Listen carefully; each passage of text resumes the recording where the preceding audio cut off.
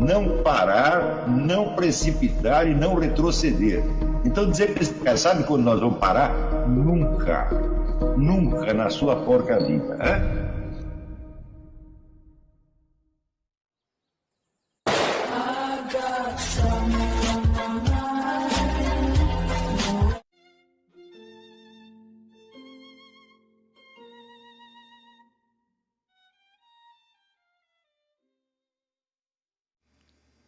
E aí pessoal, tranquilo? Então vem aqui antes do vídeo começar, pedir para vocês se inscreverem, quem não for inscrito, compartilhar, curtir, comentar. Quem puder seja membro do canal, que isso ajuda bastante. Tem também o link do Apoia-se. Quem puder ajudar nosso canal e apoiar financeiramente vai ser muito bem-vindo. Mas o mais importante é transmitir o conteúdo e os conhecimentos do professor Olavo de Carvalho para mais e mais brasileiros. Então compartilhe e ajude aí nossa causa. Muito obrigado a todos os membros, apoiadores do canal. Fico muito feliz. Tenho certeza que a gente está no caminho certo. Então fiquem com o vídeo e até mais. Valeu! Pega a teoria marxista da história. Né? No que ela se baseia? Na luta de classes. Então, um conflito. Né? Um conflito é, evidentemente, uma distinção dual. Uma direção para cá, outra direção para lá. Né? Não por coincidência, representadas no linguajar político como direita e esquerda. Mas esse conflito é estático? Não, ele tem uma história ao longo dos tempos. Ele vem de um lugar e está indo para outro lugar. Né? E existe nisso o quê? Uma hierarquia de fatores, do mais importante para o menos importante. Quando Karl Marx diz que a infraestrutura econômica da sociedade, ela enquadra tudo e ela é, em última instância, o fator mais decisivo, o que ele está fazendo? Está hierarquizando. Portanto, está aí o marxismo tem uma estrutura da cruz de 6 pontas. Do mesmo modo, se você pegar o Freud, o id, ego e superego, a mesmíssima coisa. Né? Ou seja, essa estrutura do espaço, né, ela determina não só a forma do nosso cérebro, mas todo o funcionamento dele e a forma de todos os seus produtos mais importantes. Então, como é que alguém pode, depois disso, negar a existência de um simbolismo natural? A existência de algo que o cosmos físico está nos dizendo, está nos ensinando. Mas tem algo mais que ele nos ensina. Por exemplo, em todas as culturas, a luz, e mais especificamente a luz do sol, é um símbolo da consciência ou da inteligência. Agora, vocês imaginem o pobre homem de Neandertal, que não tinha luz elétrica, não tinha sequer dominado o fogo, tá certo? Quando é de dia e tem sol, ele enxerga, e quando sobe o sol, ele não enxerga mais nada, ele não sabe mais onde está. Isso quer dizer que a presença da luz é a mesma coisa que a possibilidade do exercício da sua consciência e da sua inteligência. Uma coisa determina a outra. Então você vê que este simbolismo da luz não pode ter sido uma invenção humana. Né? Porque para que os seres humanos a inventassem, era preciso que ela estivesse fisicamente presente antes disso. Estão entendendo? Do mesmo modo, quando, em inúmeras tradições, a lua representa a passagem do tempo e as mutações. Eles digo, muito bem, como é que os caras tomaram conhecimento da existência de lua? Cada vez que eles olhavam para o céu, tinha um objeto diferente. E às vezes esse objeto sumia. Ou seja, para você perceber a unidade do fenômeno lua, você precisaria ter acompanhado um ciclo lunar inteiro, pelo menos um. Passando pelas várias fases. Para daí você apreender aquilo num conjunto e dizer que havia um único objeto por trás dessas diferentes aparências. Lua cheia, lua nova, né? Quarto crescente, quarto minguante. Ou seja, a própria apreensão do fenômeno lua está ligada a uma ciclicidade. Sem ter percebido o ciclo, não dá para saber se existe uma lua ou pelo menos 4 diferentes. Como é que não existe simbolismo natural, gente? E assim por diante. O simbolismo natural pode ser enormemente variado. Por quê? Porque a paisagem terrestre é infinitamente variável. E é claro que, se você me perguntar o que significa um elefante num lugar onde não há elefantes, eu vou ter que dizer nada. Não é isso? Mas, para quem está acostumado a ver elefantes todos os dias, bom, algo ele simboliza. Não é isso? Então, é claro que existe, num simbolismo natural, uma vasta área onde o elemento natural e a invenção cultural se mesclam. É claro que existe.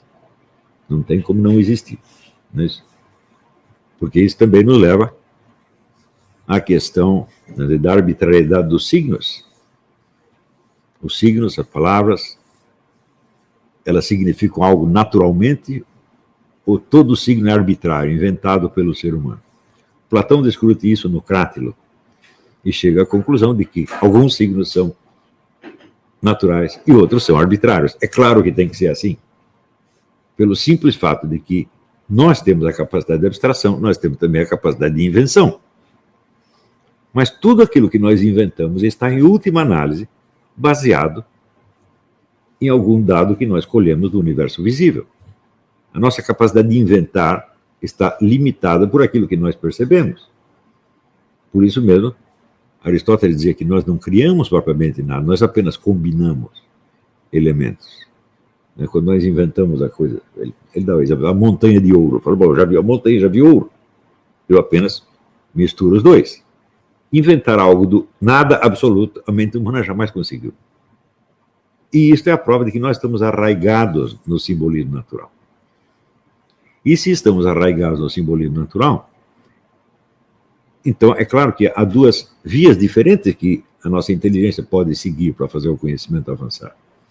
Ela pode aceitar esse simbolismo natural e tentar descrever o universo tal como ele se apresenta e tal como ele nos fala. Esta é uma hipótese. E daí, nesse caso, nós nos vemos como se nós fôssemos uma cera na qual o universo imprime a sua forma. Não é isso? E a nossa posição é de receptores passivos. Porém, nós podemos querer atuar sobre o universo. E nós, evidentemente, não podemos atuar sobre ele inteiro. Toda ação humana é abstrativa. Isto é fundamental.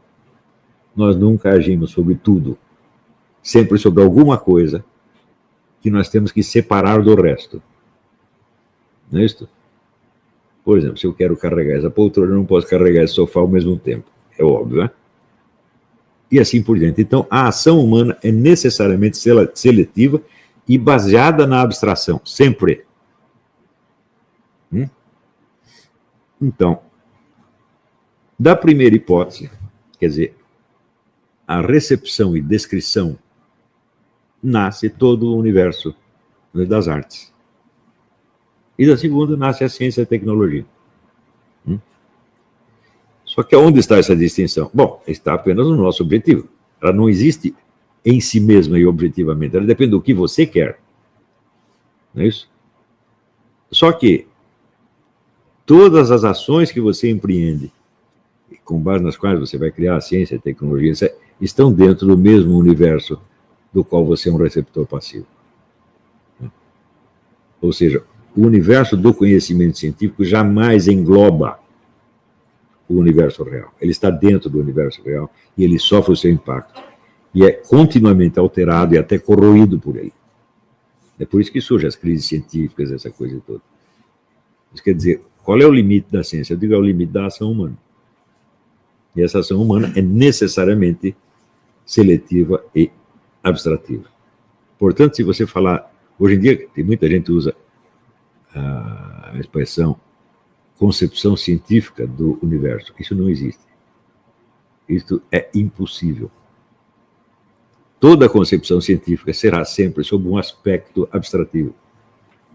Então, você, para criar uma concepção científica do universo, você primeiro precisa reduzir o universo àquilo que está ao alcance dos métodos das várias ciências, fazendo abstração de todo o resto. Ou seja, você separa quase tudo, pega um pedacinho, chama aquilo de universo, e daí você cria uma teoria a respeito. Isso é o máximo que dá para fazer. Mas mesmo aí, você acaba tendo problemas. Por quê? Porque quando surge, no começo dos tempos modernos, a ideia de fazer da medição o critério da objetividade, os aparelhos de medição eram rudimentares e as medições eram muito simples. Mas e hoje, que você está medindo o movimento de partículas?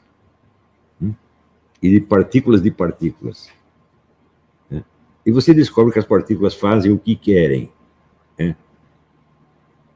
E que por mais que você meça, você nunca vai entender o que é aquilo. Então, aquilo que começou como se fosse, vamos dizer, o critério decisivo da distinção entre o objetivo e o subjetivo, acaba caindo na total confusão do objetivo e do subjetivo, porque você não sabe nem se as tais das partículas existem. E você não sabe sequer o que significa existir no caso delas. Esta é a situação atual. É por isso que o Richard Feynman, o Prêmio Nobel de Física, disse: ninguém entende a física quântica e eu também não. Ou seja, nós sabemos que as coisas funcionam assim, nós fazemos experiência, dá certo, a gente mede, a gente vê mais ou menos o que vai acontecer, mas nós não estamos entendendo isso que está acontecendo. Então, a distinção entre o objetivo e o subjetivo sumiu.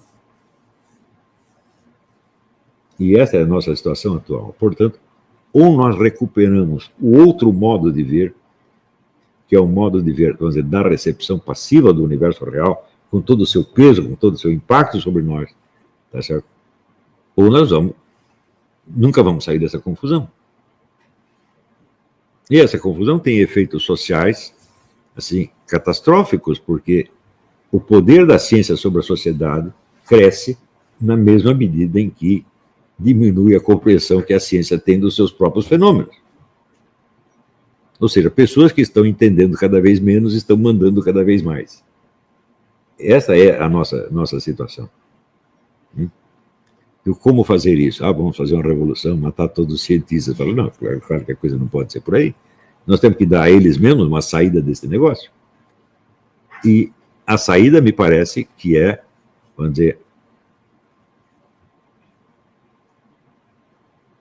refrear um pouco o impulso de comandar o processo, que é o impulso básico da ciência moderna, e recolocar, vamos dizer, na escala dos prestígios, a aceitação, a recepção do universo, e o reconhecimento dele tal como ele se apresenta. Não há outra saída. Deu para entender? Vamos fazer uma pausa, daqui a pouco voltamos com pergunta.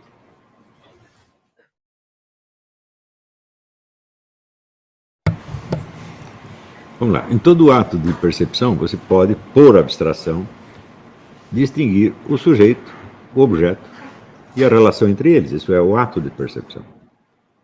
Você pode fazer isso com relação a todos os objetos, esse menos um, que é a luz.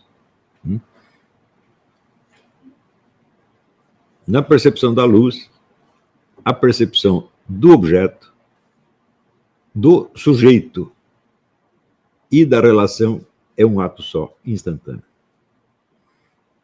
Não há separação.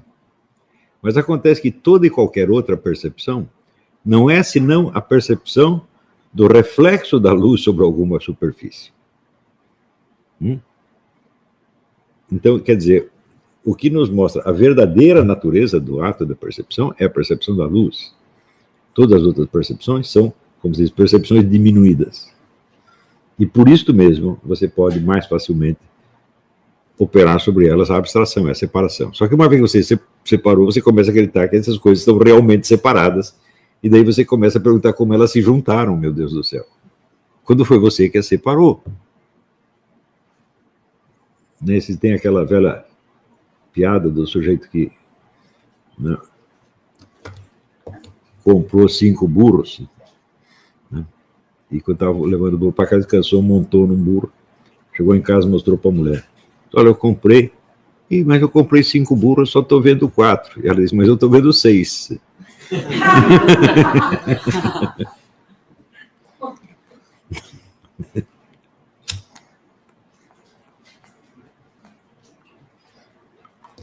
Então é assim, quer dizer, você mesmo opera a mudança e em seguida você esquece que operou, você começa a imaginar que o resultado da sua operação mental são coisas reais. Quando não são, são coisas. Estas sim só existem na sua mente. A pergunta que o Silvio fez, como é que você perguntou no intervalo? Perguntou algo que era exatamente esse caso. Se a primeira pergunta que eu fiz lá foi se qual era a sua faculdade, né? Então, só que podia perceber o círculo de latência. Ah, sim, então ele diz, mas a percepção do círculo de latência é uma coisa, como é que se diz? Ela é percebida pelos sentidos ou pela razão? Né? Percebida pelo sentido ou pelo pensamento. Eu digo, mas quem foi que distinguiu de sentido de pensamento? Em cima do que você operou essa distinção? Não havia nada antes? Essa mescla que havia antes, que na verdade não é uma mescla, ela é a própria realidade, né? É em cima dela que você opera a distinção. E, portanto, ela não tem o poder de retroagir sobre a realidade e anulá-la. Quer dizer, a verdadeira percepção é a percepção do círculo de latência, em cima do qual você opera todas essas distinções. Então não tem sentido você perguntar, mas eu percebi com a razão ou com a intuição. Sei lá. Se você pensar bem, a pergunta nem faz sentido.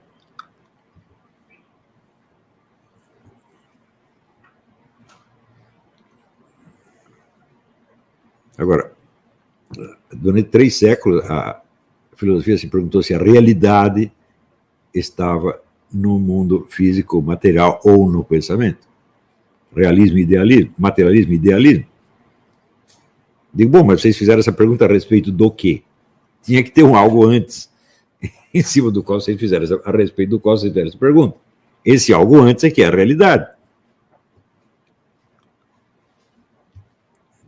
O grande problema é assim, todo mundo começa a estudar filosofia, aprende os conceitos filosóficos tradicionais e começa a raciocinar a partir deles, em vez de raciocinar a partir da realidade da experiência. Claro que eles podem tentar retornar à realidade da experiência, mas vão retornar com esses conceitos aprendidos. Então, eu tenho que perguntar, bom, mas de onde eu tirei esses conceitos? Então, o negócio é sempre, como dizer, voltar aos primeiros princípios, né? E isso é uma questão, assim, você corrige tudo isso, sabe com o quê? Com a memória. Recordando como você fez as coisas, recordando o caminho percorrido. Então, vamos dizer, a verdadeira reflexão filosófica começa com a anamnese. Se não tem anamnese, você está lidando com produtos acabados de um processo que agora você desconhece. Então, tudo vira, como é que se diz? São figuras mágicas que aparecem do nada. Quando foi você mesmo que botou elas lá.